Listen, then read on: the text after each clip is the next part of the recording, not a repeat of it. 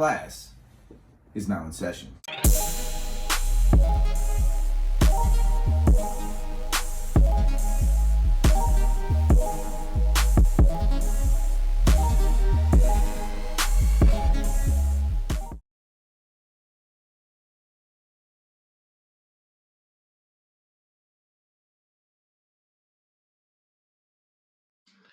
Welcome to In the Classroom. My name is Tonya Lewis Taylor, and I am your host. And so at this time, welcome our guest, and I'm going to read a little bit about him before he turns on his camera. Joseph Sikora was born in Chicago, and he grew up in the Jefferson Park and the Norwood Park neighborhoods. He graduated from Notre Dame College Prep High School, and he studied acting at Columbia College in Chicago, where he earned a bachelor's in arts in theater. As a child, he appeared in the McDonald's commercial with Michael Jordan. He's made several television and film appearances, such as Early Edition, Turks, The Watcher, and TV shows such as ER, Grey's Anatomy, Criminal Minds, CSI Miami, Prison Breaks, and Law and Order SVU.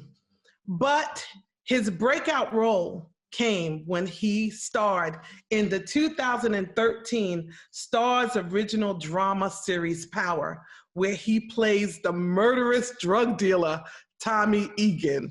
I want you guys to give a big In the Classroom welcome to our guest, Joseph Sikora. Give it up for Joseph. Come on, Joseph. Hey, great to be here. Nice to be here, Tonya. Thank you for inviting me. Oh my God, it's so wonderful to have you with us, and thank you for taking time out of your busy schedule. How has the pandemic been treating you? You know, the pandemic has been pretty interesting and difficult. And, you know, here in New York, we've done an amazing job of deadening that curve, looking out for each other. And I've gone all over the country, believe it or not, for work already during the pandemic. And it just has always warmed my heart knowing how much as New Yorkers and definitely as Brooklynites, how much the communities have stuck together to stay masked up and know that we're all in this together. Absolutely, and I definitely take my hat off to you for you know, all that you've done this summer to weather the storm, because it's not easy being a working actor during the pandemic crisis. But it seems like you've been moving and shaking, and you haven't missed a beat.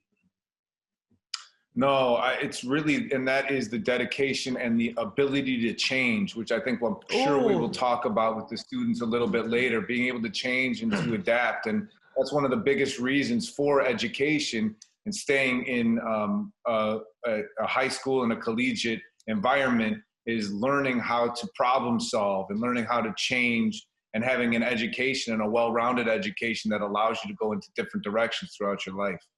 Absolutely, absolutely. We're going to get into all of that and more, and we're going to learn from your story and from your life. But you entered the classroom, so before we get started, there is going to be a pop quiz.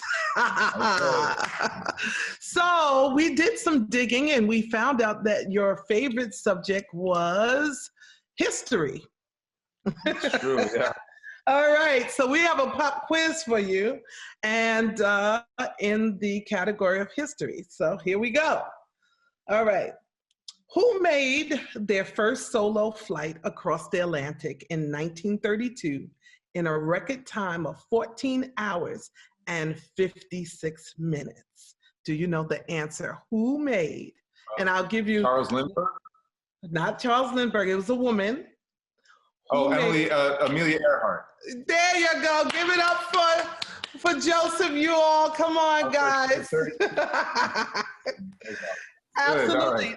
1932, she flew across the Atlantic in record time of 14 hours and 56 minutes. Absolutely. Do you have time for one more? Of course. All right, history. Here we go. Right. All right, that's okay. It's okay. Name the second president of the United States. The second president of the United States. That is John Adams, one of our founding fathers. Give it up. Signer. That's right. Y'all give it up for Joseph. He got that one right. All right, awesome. And so before we started, we posed the question of what your favorite subject was to the students that are on. Mm-hmm. And whichever student got the answer right would win an Amazon gift card. So Jessica, do we know, did anyone get the answer that history was Joseph's favorite subject? The winner that messaged me first is Maximilia. All righty, where's Maximilia? Hi. Hi, good guess. And what made you think that history was Joseph's favorite subject? I don't know, I just guessed random. Okay, so it was a random guess. Well, good guess. You just won a $25 Amazon gift card for a guess. So pretty good guess. All righty. Pretty good guess. Absolutely.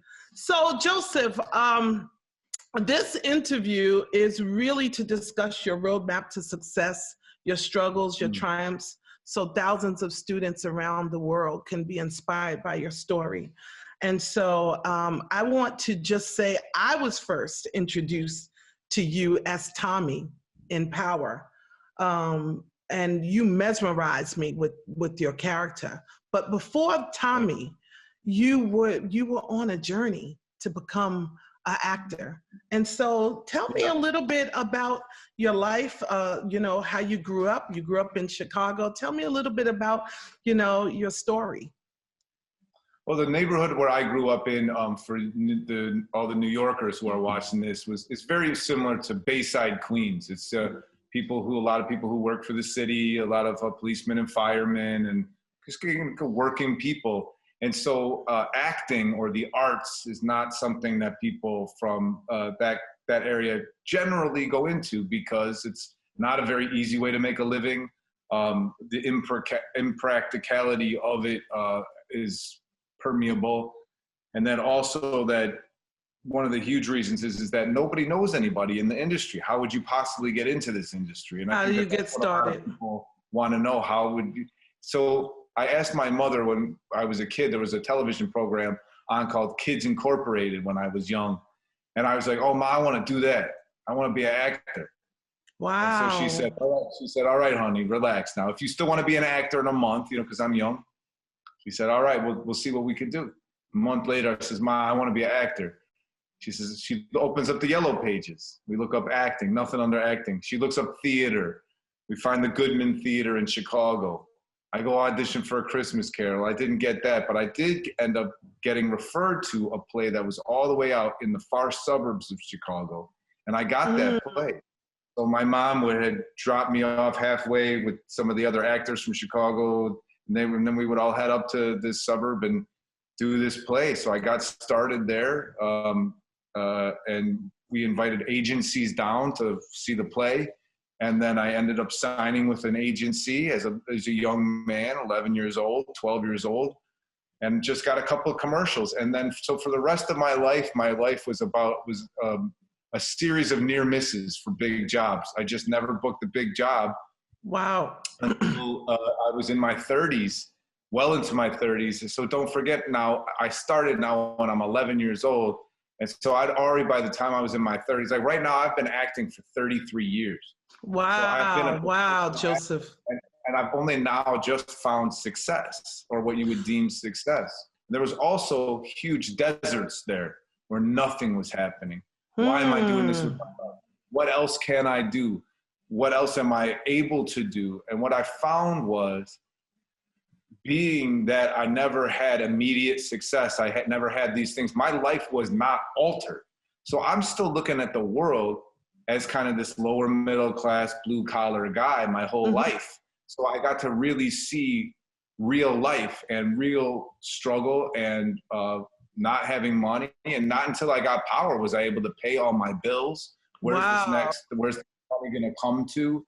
How am I gonna get this? You know, being on constant unemployment, doing jobs off the record, learning how to My dad was a super also growing up. My dad had many jobs, but one of them was a super of a building. Yes. So I learned how to put up the wall. I learned how to paint. I learned how to do minor electric fixes. So, you know, when I was living in, specifically when I was living in Sunnyside and then in Lower Manhattan, putting up drywall in places, finding out friends, hey, can you do this for a little bit of money on the side? But always with the intention of acting and always with my eyes on the prize. That's good that you said that, Joseph, because as you were talking, the word that came to me was focus, right? And so in the classroom, we always choose a word of the day that describes the stories that we're hearing at the moment. And when you were speaking, I could hear clearly that you were focused. And so there wasn't really a plan B for you, was there?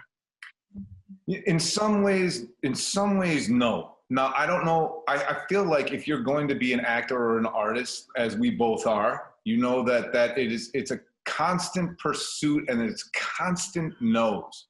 So absolutely.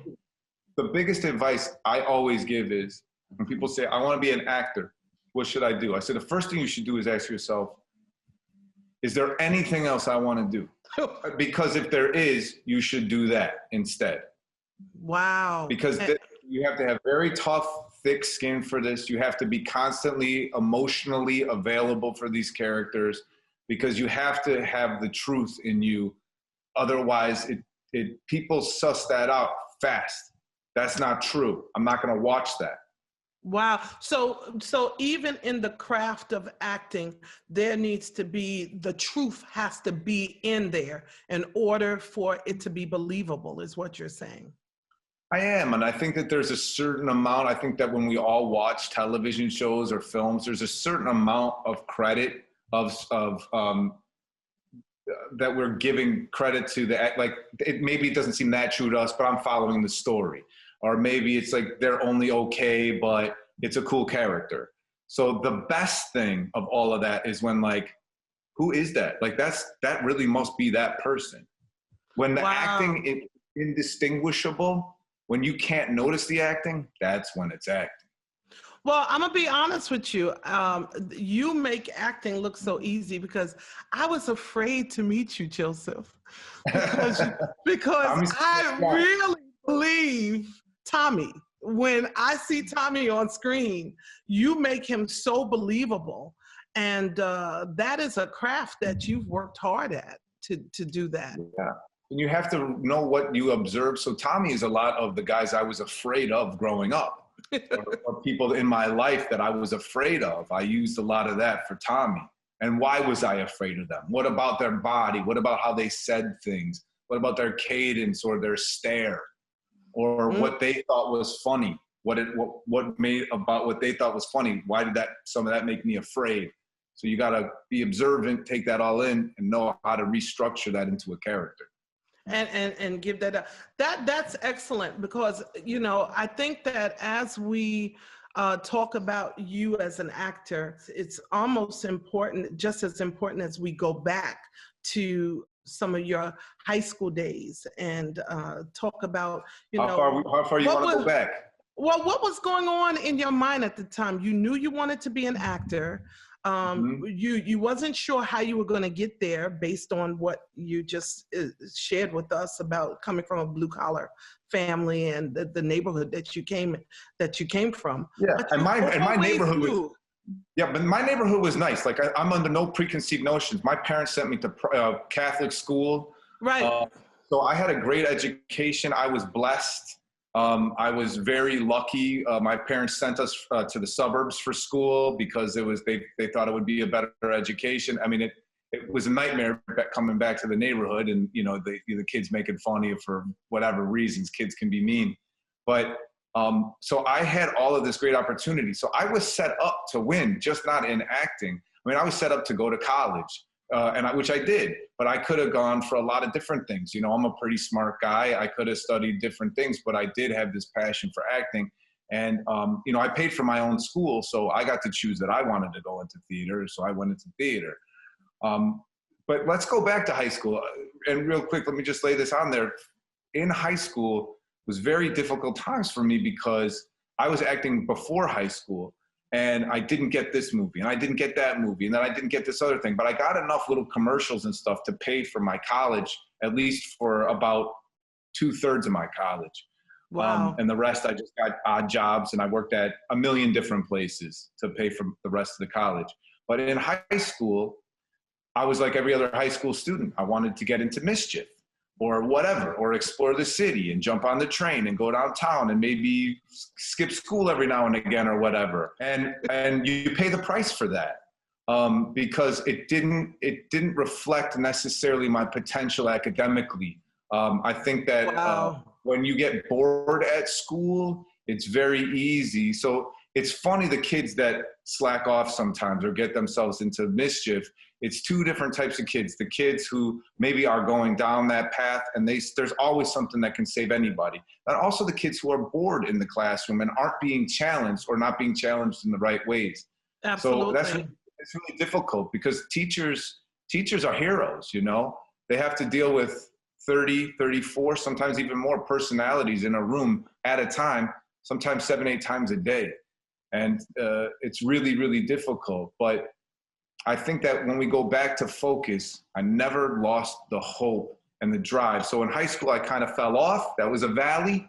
But my mom always said, I'll get off your case as long as you take an acting class on the weekend, one acting class. Now, when you got a little bit off track, was that during the time? Because I was told that you were a graffiti tagger, like you were into graffiti. Well, we can say all that to the kids. Oh yeah, I mean, graffiti was my life. Graffiti was my life. And the best part about going to this acting class was that I got on the train stopped right by my house. Then I had to transfer to another line, and then I had to transfer to another line. So the whole time I could write on that train, then I could write on the next train, and then I could do it all on the way back. But all of our children don't do that. We don't write on any trains, right? Just saying. But that's what happens when you get bored and you're trying to stay focused, but school might not be challenging enough. And sometimes you can get bored and just get into stuff. Or was it a situation where you just like the art of it? Well, I mean, I think it's a combination. I think that as kids, we want to be seen and we want to be heard and we want to be listened to. And when you don't get that, when you don't feel like those things are happening to you, you force them on society. Wow. You got to look at, well, you know what? I'm going to write my name big. I'm going to write my name as many times as I can. So you have to see me now. I don't care who you are. Now you got to look at me. And, you know, just being part of an urban subculture really kind of informed the structure of how I saw the world at the time and how I continually saw the world afterwards. That's an excellent point that you made. Our young people are dealing with so many different struggles. And then to top it off, we're dealing with the coronavirus pandemic.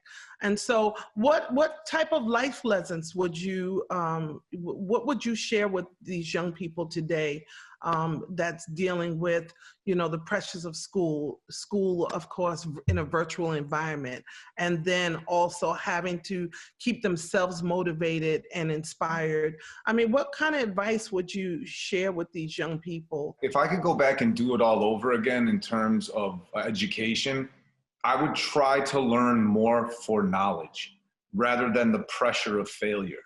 I was so burdened with failing. I was so burdened with so I had this anxiety sometimes about learning or learning enough rather than learning for the pleasure of knowing that piece of knowledge, that piece of history. I mean, I struggled with math and my brothers are excellent at math. My older brother was an accountant for Ernst & Young. I mean, like numbers, just great, blah, blah, blah. But for me, it was really, really difficult. But part of it was difficult that it didn't make sense, so I just eschewed it.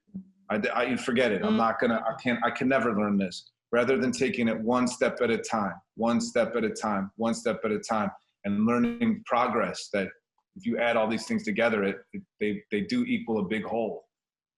And learning, and as you said, learning for your own self benefit.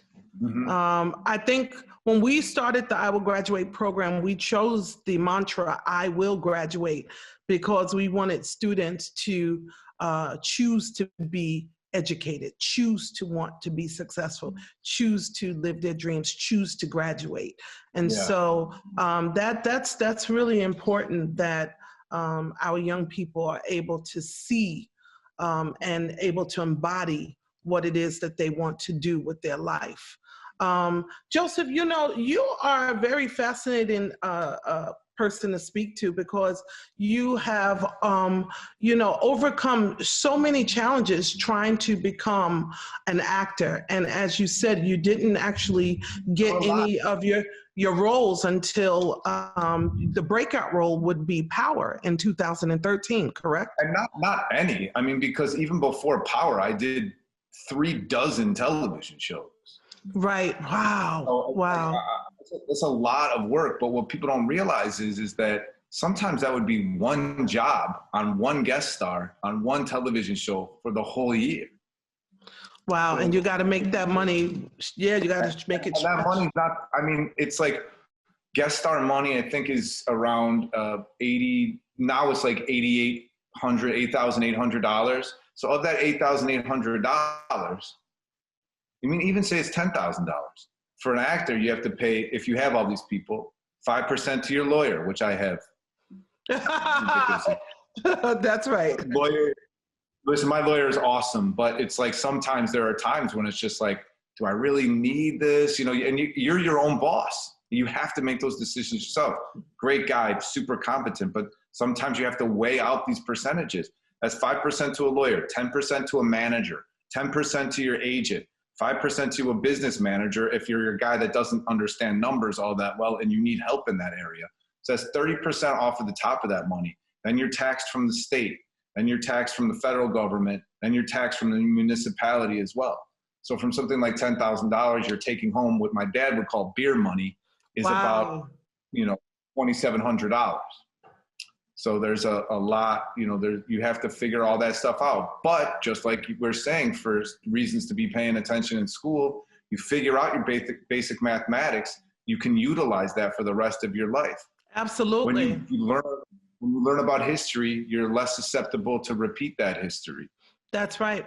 That's right. And what's so exciting about learning is once you know it, no one could ever take it from you. Whatever you've learned, no one could ever take it from you. I mean, the cliche is so applicable, especially when I'm talking knowledge is power. Knowledge is power. Absolutely. All the time. You know, this is good. So you got your big, this show, Power. Did you know that this show would become the phenomenon that it has become? No, I never thought about it. I thought because even to that point, how many decades I've been in the game of acting, I knew that my job was to understand the material, show up on time, know my lines, and make big choices. That's good. And also, I'm glad that my ego is in check enough to know that I did a good job and I'm proud of myself.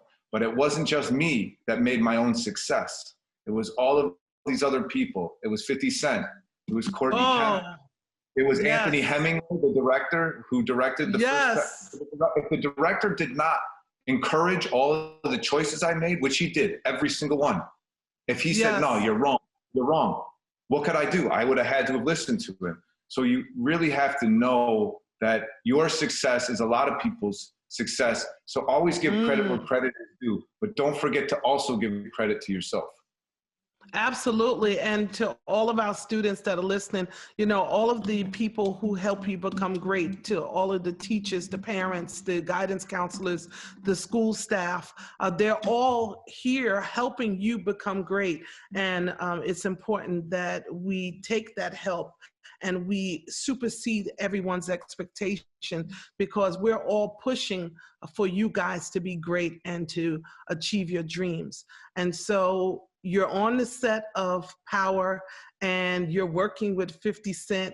How is it working with 50 Cent? Because, you know, he is such a big character, you know. So how was it?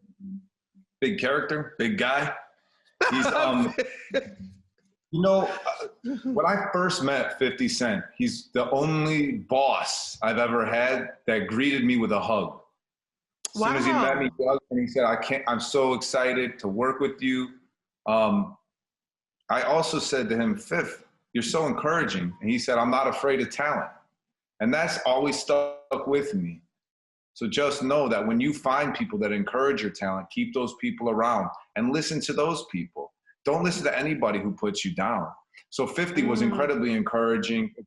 He's so successful, and he's got a real method. I mean, he's a hustler, and he gets how to hustle. And he's applied that knowledge to his life and all of his business ventures, and each one became successful. So when he told me this show is going to run for 7 years, I thought, wow. Nah. And then after the first season, he said, no, it's going to run 7 years. And then second season, he goes, it's going to run 7 years. And we kind of ran 7 years, 6 years, and then plus the extra 5. So that was the seventh season. So I trust whenever Fifth says something, I believe him. But you got to learn who to believe. Absolutely. And with that belief, I mean, I believe you just scored a spinoff, a Tommy Egan spinoff. Yeah. And that 50 Cent is producing. Tell us a little bit about that. That's so exciting. Well, Tommy is heading west. I think a lot of people want to know if the show was really about Tommy and Ghost. Right. So when now that Ghost is dead, Tommy's story is not done, and we need another vehicle to finish that story off. Tommy is also a shell of a man at this point. He has lost every single person in his life. And I think that regardless of the backdrop of what the platform is of who Tommy is, I think that a lot of people can relate to Tommy, that he's kind of the working class hero of power, because he views the world in a boom, boom, this is my job, this is what I do, this is the practicality of it. So we're gonna watch Tommy build himself up. And how is this person going to refill themselves to become the person that we know in a totally different environment? How does this person survive outside of New York? Because Tommy's just New York. Like, that's it. What else? All he wants to do is get back home. He hates leaving. So how does this person fill themselves up in a different environment? So that's the conflict. And it's going to be pretty interesting. And we all know who Tommy is, but he's evolved to a point. It's going to be something great. I'm telling you, I'm going to be honest with you. When they killed off Amari Hardwick, and I said, I don't know how this show is going to survive, because, Well, they killed off Ghost. Omari's fine. Right. So let me just rephrase. They killed off Ghost. And I was really trying to figure out if I was going to still be interested in the show, because I did not think the show could survive without the Ghost and Tommy duo and that whole storyline. But baby, let me tell you, this season with Tariq and the whole plot, it's amazing. So I just can't wait to see what they got in store for us with you, Joseph, on the good stuff. I'm just excited about this series. And are you a little nervous about carrying the whole show? Because with the spinoff now, the focus is all on you. Well, yeah, I mean, in some ways, it was Omari and me who carried the other show, so it's not so different. I'm a pretty confident guy at this point. I think I'll be fine. Plus, I was built for this business, and a lot of people don't realize that these are long hours oftentimes. I mean, you're often working a minimum of 14 hours a day. But now, instead of, nobody on Power worked every day of the week, so we had a great schedule. But for the Tommy show, I will be working 5 days, a week, only Monday through Friday, but it could be an 80-hour work week in those 5 days. So, but I'm built for that. And you have to be, and I think that's one of the things that people who are going into the arts, as you very well know, you have to be prepared for a 24-hour day. Absolutely. And anything less is a luxury. So you have to show up, and there are no excuses. I used to say, which I don't think is totally true, I would say, unless you're Denzel, nobody cares. Absolutely. But so You don't, you know, if you have an excuse, that's an excuse. But the main thing is that it has to get completed. So got to step up a lot of times, and you got to take care of yourself. Got to make sure you're prepared for work. Got to make sure you're prepared mentally, physically, get your sleep. Important stuff. Just like school, you got to be prepared for school. You got to get your sleep. You got to be prepared mentally. All of those things. Memorized. That's right. That's right. This is good stuff. Well, I'm so excited for you. I mean, you deserve all of the success. I see in your future greatness and iconic status, because there's something about how you deliver your delivery. We believe it. Everything that you do, even when I saw you in Ozark, I think I was binge watching Ozark over the summer. I was like, there go Tommy, there go Tom, Joseph, there go Joseph, there go. But everything that you do, it's believable. And I just see so much greatness in your future. So I just want to say thank you so much for spending this time with you. I want to leave some room for the students to ask some questions. But before we open it up to them, we're going to go on lunch break. So I want to ask you the famous question: peanut butter and jelly or grilled cheese? Oh my God, that is so tough. That is such a tough one. I'm gonna have to go grilled cheese though. Okay, grilled cheese. Where are all my grilled cheese fans? Come on, y'all put your hands up for something. Okay. And what about my peanut butter and jelly people? Okay, well, I see a few. Okay, good. All right, so we are back from lunch. We've had our grilled cheese sandwich. Milk or juice? God, what kind of juice? Apple juice, you know. This is a school lunch room. Yeah, all right. With a grilled cheese, I'll take the apple juice. You take the apple juice. Okay, great. So grilled cheese with apple juice. And now we're going to hear from Korma Alexander from Frank Sinatra School of the Arts. And I'm going to ask Korma to ask her questions. So can we unmute her and pull her up on the screen? Korma, I hope I pronounced your name correctly. It's pronounced Uma. It's all right. I knew that. Uma. Come on, son. Thank you. Hi, Joseph. My name is Uma Alexander. I'm doing great today. I'm a 10th grader here at Frank Sinatra Student of the Arts.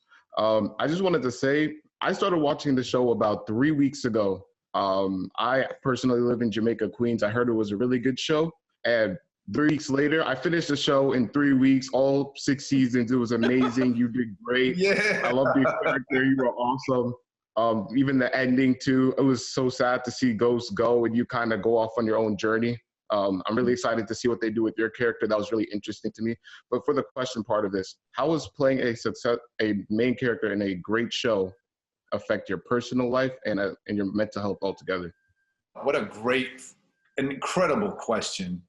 Well, I think that the main thing for me, like when people say, oh, what attracted you to the Tommy Egan role? If I'm being honest, the first thing was a job. I need to pay my bills. And what Power provided me was a paycheck, which was great, but it also provided me a platform, you know, and what Tonya and I were talking about earlier, being seen and being heard.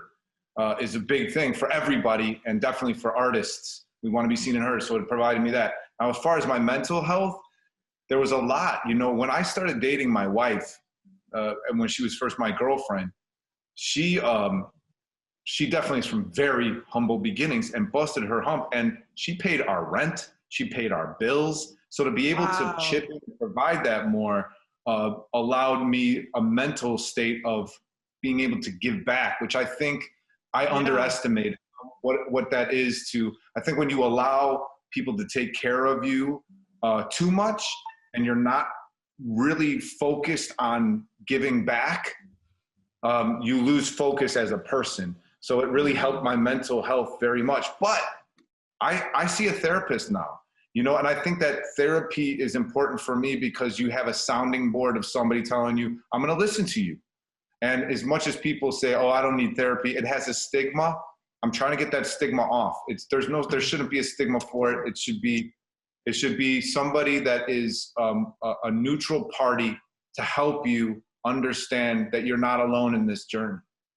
Absolutely. You know, we do that here with the I Will Graduate program. We have mentoring programs.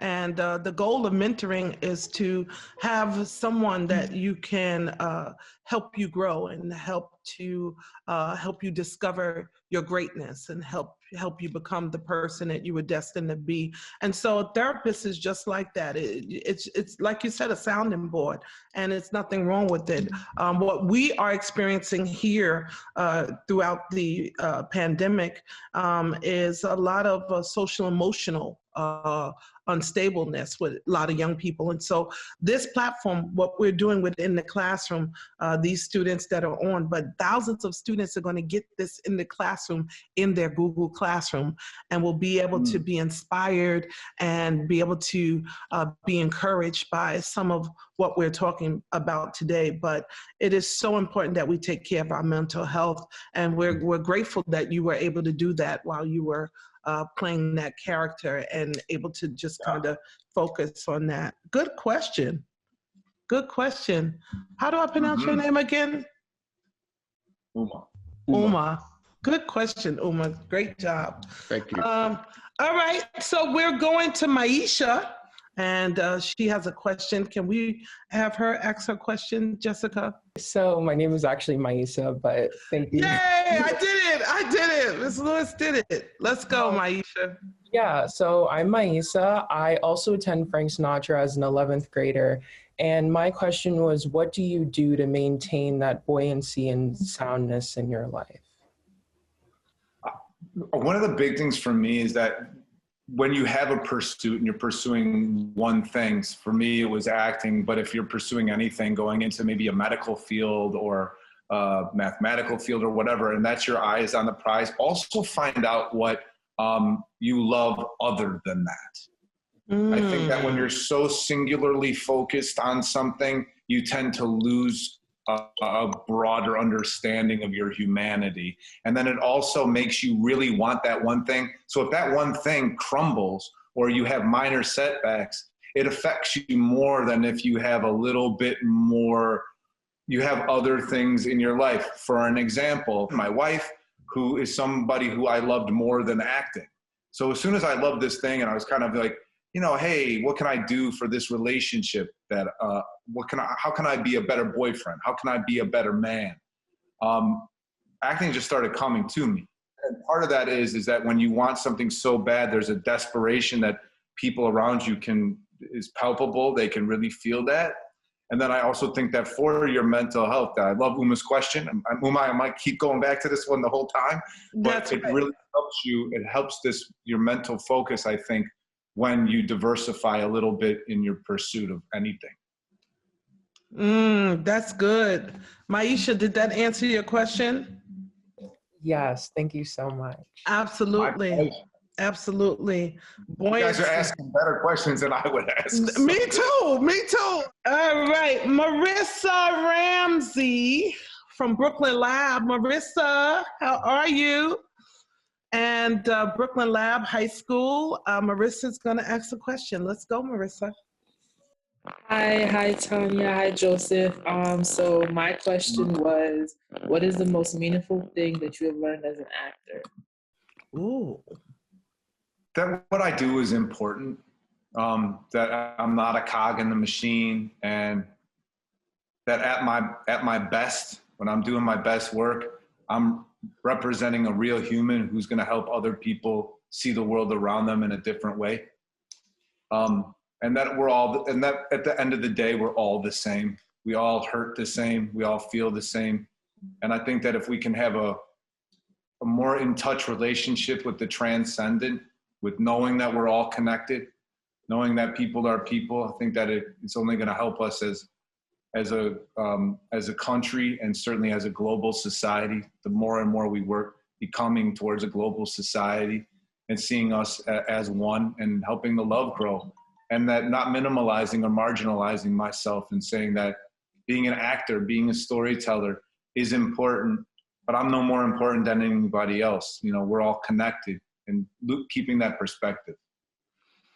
Thank you. That was excellent, Joseph. You know, in line with what you just said, what was the reason why you decided to do this talk with the students, and why was this important for you to spend this time with us?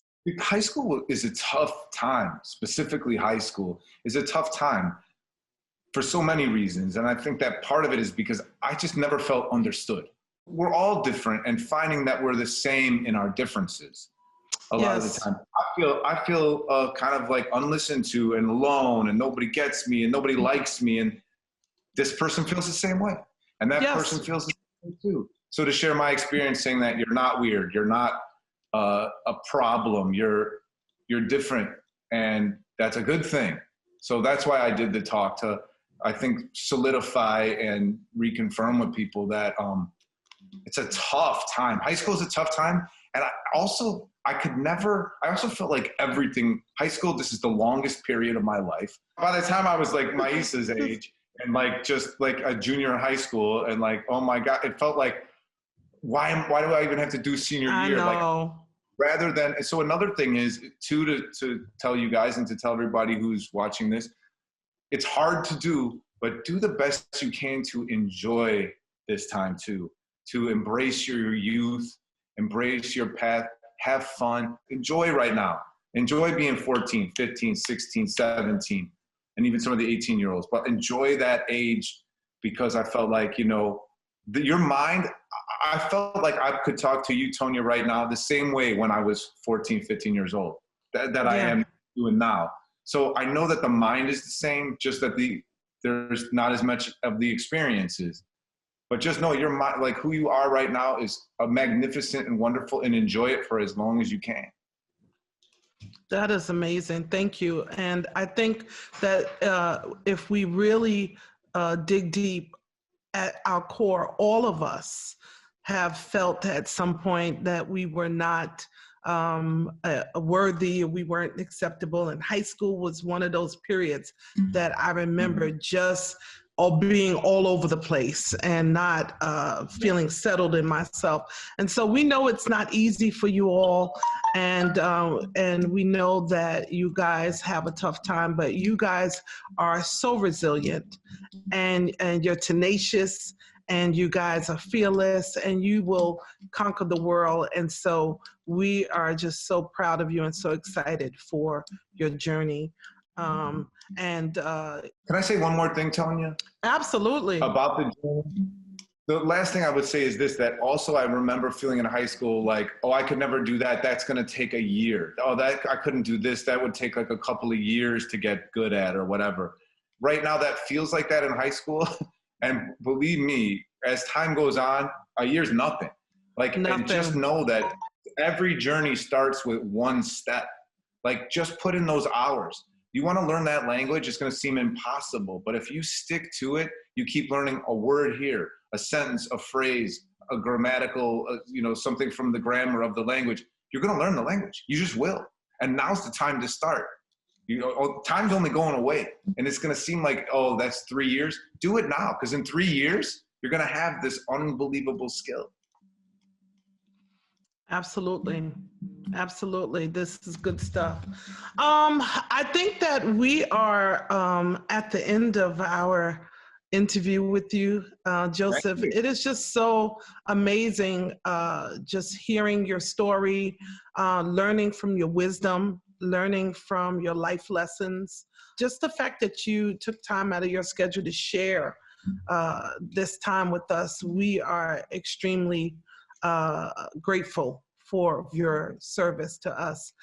Before we go, if you could leave us with one thing, something that you want to share, that you want to put out into the world, that thousands and hundreds of thousands of students around the world will view, what would that be? I'm going to say it one more time, that you are not alone. No matter when you feel like you are nothing and that you're invisible and see-through, there are people that love you, and that you're the most incredible you that you could ever be. that you're an incredible person, and that I love you. I love you too, Joseph. Can we give Joseph a big virtual hug, everybody? Come on, y'all. Give him a big hug. And let's clap it up. Let's clap it up for Joseph Sikora. You are amazing.